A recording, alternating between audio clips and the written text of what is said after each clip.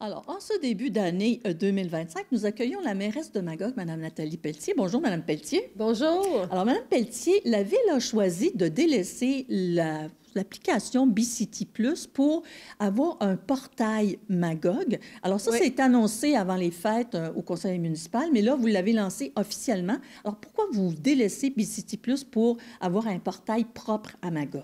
Oui, bien, on avait eu, tu sais, au départ, ça allait bien, puis tout ça, puis avec les années, les mois, on avait quelques petites fonctionnalités qui n'étaient pas simples là, avec BCT+, ce qui fait en sorte qu'on a regardé est-ce qu'on peut offrir quelque chose de différent qui va quand même répondre aux besoins des citoyens, aux besoins de la ville et tout ça. Alors, c'est pour ces raisons qu'on a décidé de passer. On l'appelle Portail citoyen Magog. Alors, il a été lancé la semaine dernière. On invite les gens vraiment à s'inscrire. Puis, ce que ça va faire, bien, les gens vont être informés de tout ce qui est actualité municipale, hein, tout ce qui est, s'il y a des emplois, infodéneigement, infotravaux, des messages d'intérêt public. Puis, les gens peuvent aussi cocher qu'est-ce qu'ils souhaitent avoir comme information.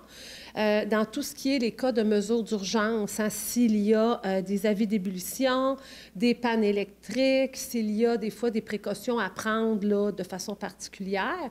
Puis, on peut aussi localiser un quartier en particulier. Si c'est juste ce quartier-là qui a, par exemple, un avis d'ébullition, bien, on ne l'enverra pas à tout le monde, mais il faut que les gens soient inscrits.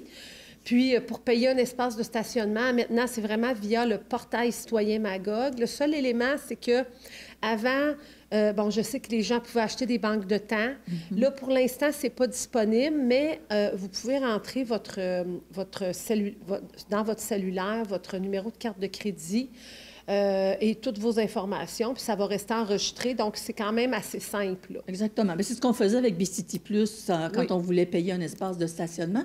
Alors là, ça s'appelle justement Portail citoyen Magog, mais il y a quand même beaucoup de gens qui nous visitent ici qui aimeraient sûrement pouvoir utiliser ce genre de moyens-là pour payer leur stationnement. Est-ce que c'est aussi possible pour ces gens-là de télécharger? Oui, oui, c'est ça. Alors, c'est vraiment, c'est en utilisant Portail citoyen Magog qu'on peut payer notre stationnement. C'est l'application maintenant à utiliser. Ou c'est le Portail citoyen Magog, ou c'est les orodateurs. Il n'y a pas d'autres possibilités. Puis, tu sais, les gens, dans le fond, en s'inscrivant, ils vont pouvoir dire comment ils veulent recevoir l'information. Comme moi, je dis, j'aime mieux l'avoir par texto. Il y en a qui peuvent l'avoir par courriel, puis il y en a qui peuvent l'avoir même par téléphone. Alors, c'est au choix des personnes. Puis pour télécharger l'application, il faut aller sur App Store ou Google Pay, hein, sur le téléphone. Comme toutes les autres applications Bien, qu'on c'est achète. ça. Oui. Puis sinon, bien, ça peut être sur portail.ville.magog.qc.ca si les gens, c'est juste l'ordinateur ou tu sais, qui ne veulent pas utiliser leur téléphone, là, ou juste leur téléphone cellulaire. Alors, non, on est content d'avoir cette nouvelle offre-là qui risque de nous donner même d'autres possibilités plus tard. Bien, justement, c'est ça. Vous les avez effleurées, les autres possibilités, dans le communiqué de presse que vous nous avez envoyé. Alors, Oui. ça ressemble à quoi, ces autres possibilités-là? On est curieux. Oui, bien, c'est ça. C'est certain qu'on commence toujours, tu sais, avec de la technologie, on y va par étapes, parce que si ça ne fonctionne pas, hein, on n'est pas à On l'abri. règle un problème à la On y fois. va un pas à la fois, mais carte citoyen numérique. Alors, ça, au lieu d'avoir la carte, là, la vraie carte, bien, vous pourrez comme, tu sais, maintenant, bien, des gens ont ça dans leur téléphone, alors on va pouvoir l'avoir éventuellement. Et les requêtes au service Go, passer par Portail citoyen Magog pour les faire directement. Alors ça, c'est des choses, justement, qui s'en viennent. Donc, on Oui. surveille, on s'inscrit, évidemment. Ça prend peut-être 4-5 minutes là, pour, justement, télécharger, puis ensuite inscrire nos informations, parce que, entre autres, pour le stationnement, bien, mettez tout de suite votre numéro de plaque. Il restera juste à mettre votre carte de crédit la première C'est ça. fois, qui va C'est rester simple. en mémoire, hein, la carte Oui. de crédit. Oui, une fois que vous l'avez utilisé une fois, ça peut rester en mémoire, donc c'est quand même simple. Si on rappelle quand même que si les gens veulent avoir un lien direct avec la ville, c'est le portail citoyen Magog, parce qu'on sait quand même que BCity Plus avait envoyé un avis aux gens, dire que la ville de Magog, maintenant, devenait écolocale, puis ça portait à confusion, puis c'est pas le cas. Alors, on rappelle, si les gens ont quand même encore des banques de temps, assurez-vous d'être remboursés avant.